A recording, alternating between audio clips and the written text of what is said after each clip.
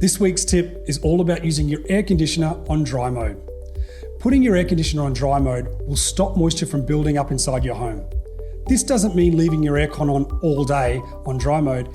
It's about getting your house to a comfortable temperature and then switching it to dry mode for a few hours each day.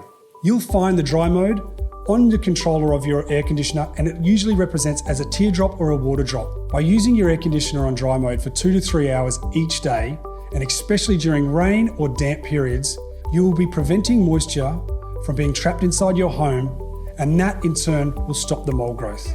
If you're going to use your aircon on dry mode, make sure your house is closed up, just as if you were trying to cool or heat your home. During wet periods or in times of high humidity, by using your aircon on dry mode, you will be able to reduce the amount of moisture that's being trapped inside your home.